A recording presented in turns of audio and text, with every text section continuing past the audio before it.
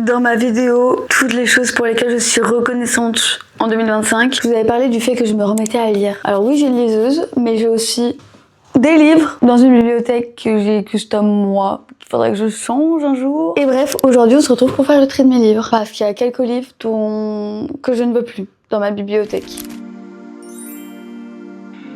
J'ai à la fois de la romance, du thriller, du livre contemporain. Et je pense qu'il y a même certains livres en auto, mais il y a beaucoup de livres de romance dont je veux me débarrasser. Et il y a aussi beaucoup de livres que je n'ai pas finis. Et je me demande, est-ce que tous les livres que je n'ai pas lus, je devrais les mettre? Vous voyez, il y a plusieurs cases. Une case des livres que j'ai déjà lus, une case des livres que je n'ai pas encore lus. Je sais pas trop comment je devrais organiser ça. On va déjà commencer par faire du tri. Déjà, j'entasse toujours du bordel dans ma bibliothèque et ça... Non, on arrête, c'est fini ça. Des bougies. Alors, premier livre que je n'ai pas lu, et c'est le livre Nous sommes tous des féministes. D'ailleurs, je lui ai fait prendre l'eau à ce pauvre livre. Donc ça, je l'ai pas lu. Attendez, je vais libérer un coin sur ma table à côté pour faire une pile des livres que j'ai lus et une pile des livres que j'ai pas lus. Hop, ça c'est des carnets. Mon dieu, mais j'ai tellement de choses. Déjà, ces 3 livres, je les ai vraiment pas lus. Il y a Tant que le café est encore chaud. J'ai commencé à le lire, mais je l'ai pas fini. Les gens heureux lisent et boivent du café. Que j'ai commencé, mais que j'arrive pas à terminer parce que je trouve que l'état d'esprit de la femme, enfin je sais pas, elle a une vision de la vie normale qui est un peu triste, mais je crois que c'est trop pour moi. Rupture de contrat, qui est un vieux livre d'Harlan Coben, que je n'ai pas lu non plus. Ça, je vais les mettre dans ma pile de livres que je n'ai pas encore lus. Ça, ce sont 2 livres en auto que je vais mettre dans une autre pile. Ça, c'est pas moi. Le développement personnel, c'est vraiment pas pour moi, quoi. Par contre, ça... 1000 baisers pour un garçon. Alors, il est cool, tu le lis très rapidement, mais c'est quand même un peu enfantin. Je vais pas vous mentir, la romance, c'est pas mon style de roman préféré, même s'il y a des périodes qui s'y prêtent. Genre, c'est trop bien. Lui, je l'avais lu en plein hiver et il était tellement doux. Moi, j'avais pleuré à la fin. Je dis qu'il est un peu enfantin, mais il m'a quand même fait lâcher des larmes. Celui-là, pareil, que je n'ai pas fini et qu'il faudrait que je reprenne, que je vais remettre dans ma palle, donc pile de livres à lire. Ça, je ne connais pas du tout. Ça doit être un Anto. Et pareil, du coup, je vais la mettre dans ma palle parce qu'il a l'air pas mal. Franchement, il a l'air bien. Un soir de septembre 1785, on frappe à la porte du marchand Hancock. Sur le sol, le capitaine d'un de ses navires qui prétend avoir ramené une créature fabuleuse pêchée en mer de Chine. Franchement, les premières lignes du résumé me plaisent. Une petite obsession avec les sirènes, en vrai. Bon, alors ceux-là,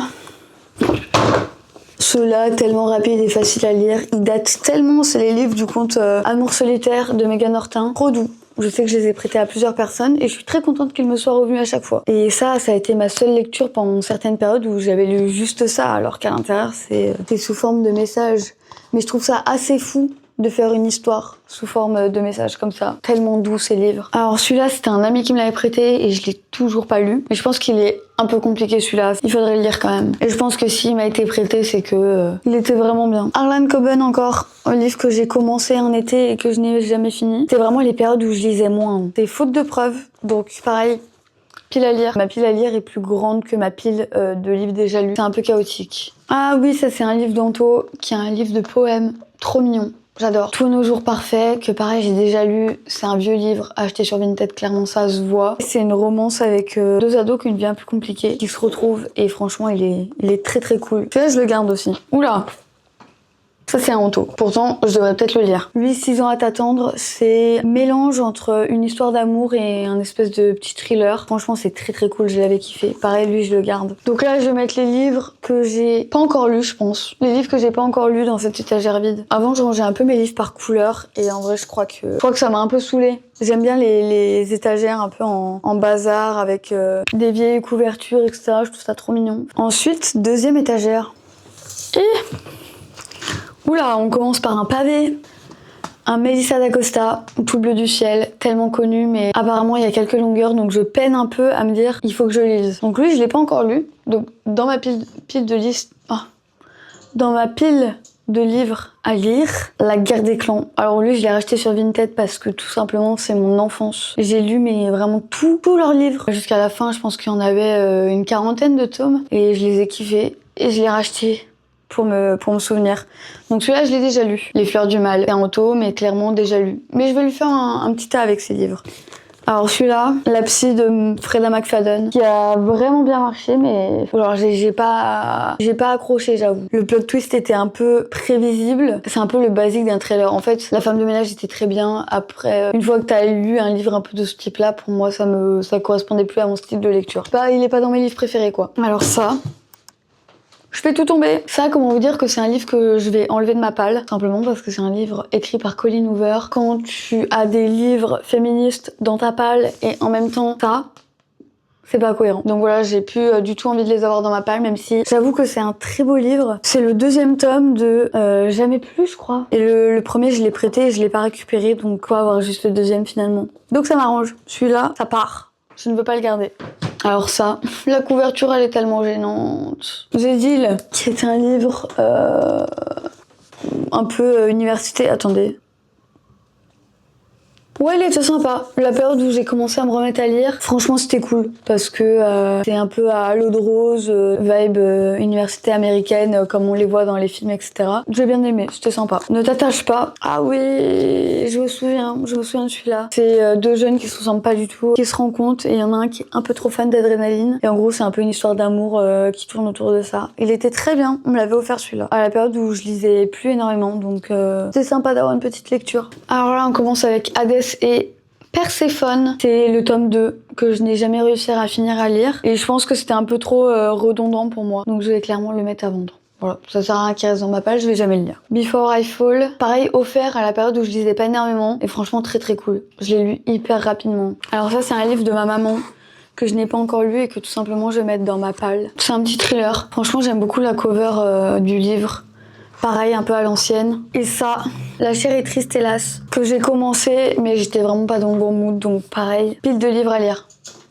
En fait, ouais, je me rends compte que dans cette bibliothèque, j'ai beaucoup de livres que j'ai commencé mais que j'ai pas fini. Et tout simplement parce qu'il y a beaucoup de livres que j'ai empruntés à la bibliothèque et là, les livres que j'ai achetés, mais j'ai l'impression que j'en ai lu beaucoup et là, ça me semble vraiment pas beaucoup, quoi. Ensuite, j'ai La maison sur la falaise. J'ai clairement été attirée par la cover de ce thriller. Très cool. Très très cool. Hyper intéressant, c'est un mélange d'histoires qui se croisent et en fait qui sont toutes liées. C'est des filles qui fêtent un enterrement de vie de jeune fille dans une maison et en fait elles ont toutes des histoires un peu liées, elles ont toutes un peu des rancœurs les unes envers les autres. Franchement incroyable, il est trop bien. Après j'avoue que j'avais un peu pré-shot la fin, mais incroyable. Par contre, tout le long du livre, on pense être sur des pistes et en fait qui ne sont pas du tout les bonnes. Oula, il a pris cher, lui, il est tout sale. L'île des oubliés de Victoria Hislop, qui est un livre assez connu. Pareil, je l'ai pas fini. Ouais, en fait, j'ai eu beaucoup de périodes où je commençais des livres et je ne les finissais pas. Donc lui, là, j'ai tous les Virginie Grimaldi de Anto, qui adore cette autrice littéralement. J'ai jamais lu un de ses livres, donc je pense qu'il faudrait peut-être que je me lance un jour. Mais franchement, ils sont trop beaux. Celui-là, c'est moi qui lui ai offert. Elles sont magnifiques, ces couvertures. Je vais ranger tous ces livres, du coup, dans cette nouvelle case qui s'est libérée.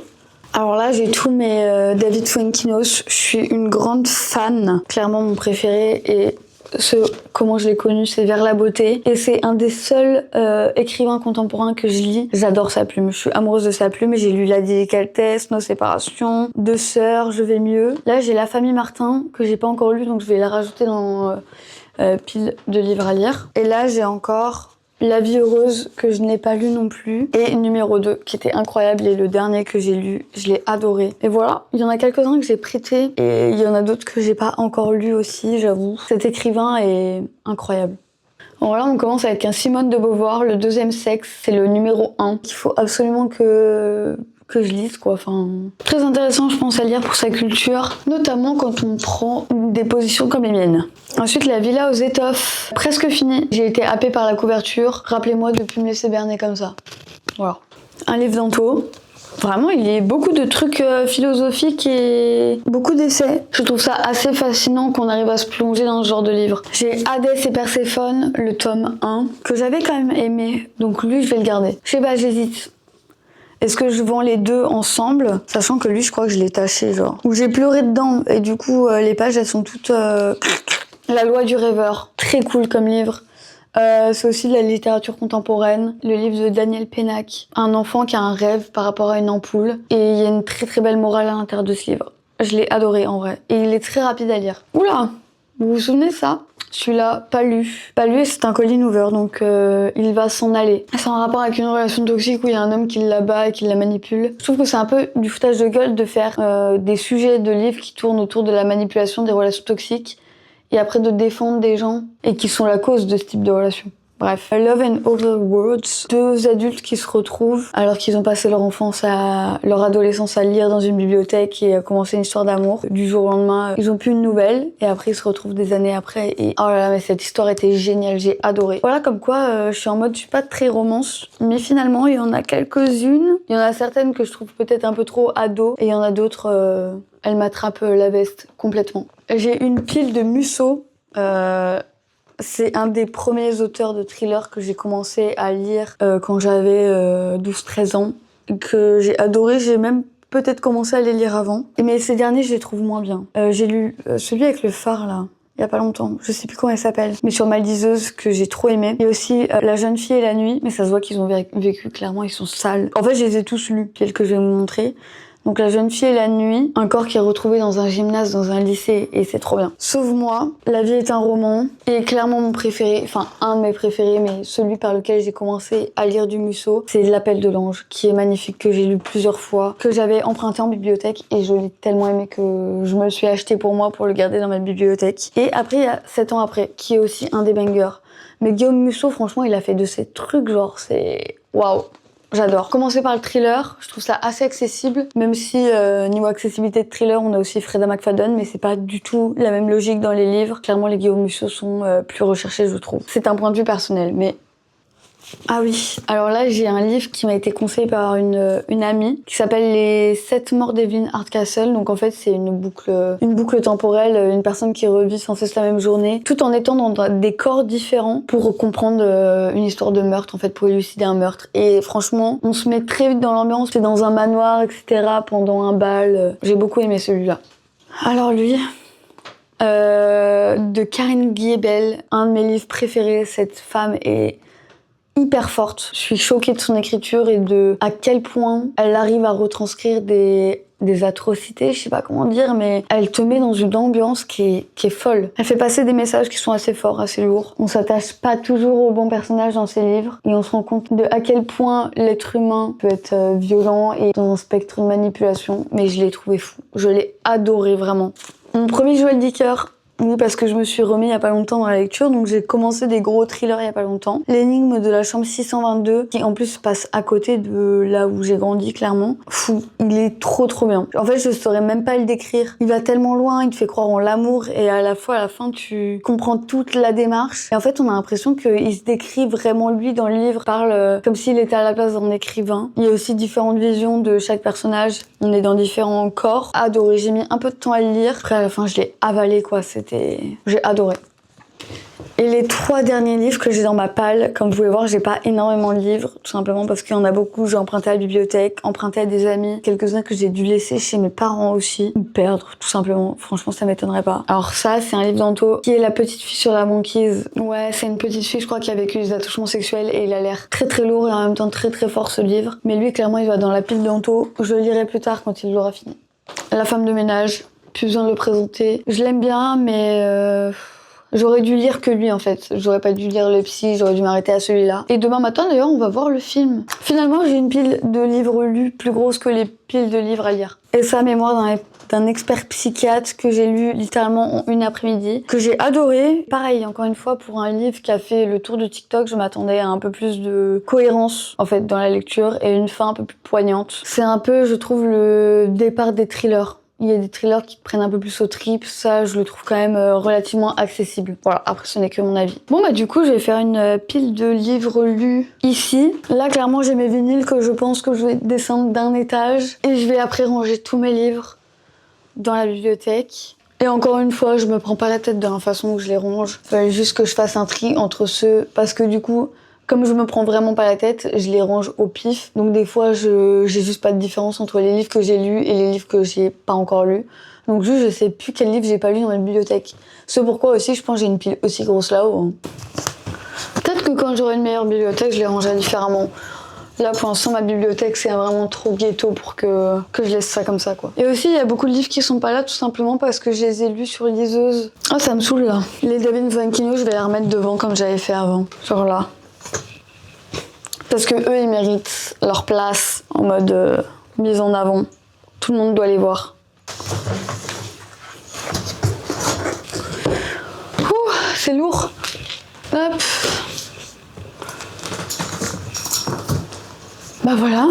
Donc pour faire un bilan de tous les livres, attendez, comment je peux formuler ça? Je vais vous montrer tous les livres que j'ai pas lus. Dites-moi ce que je devrais lire en premier. Voilà, j'attends votre retour finalement. Donc dans les livres que j'ai pas encore lus mais qui sont dans ma palle, j'ai Retour à Bombay. Sinon j'ai Les gens heureux lisent et boivent du café. Ou sinon j'ai encore celui-là, Tant que le café est encore chaud. J'avoue que c'est un peu des livres un peu plus anciens qui étaient sur le BookTok il y a peut-être même quelques années. Nous sommes tous des féministes finalement. Le temps d'apprendre à vivre, Faute de preuves de Harlan Coban et Siddhartha. Et j'ai aussi La sirène, le marchand et la courtisane. J'ai quand même pas mal de livres que j'ai pas lus. Après j'ai bien évidemment Melissa d'Acosta, Tout le bleu du ciel que j'ai du mal à démarrer parce que tout simplement c'est un pavé et qu'apparemment il y a quelques longueurs. D'ailleurs je suis en train de lire à Melissa d'Acosta en ce moment qui est La doublure, qui est plutôt sous forme d'un thriller je crois et qui a l'air vraiment sympa. J'ai aussi Rupture de contrat de Harlan Coban.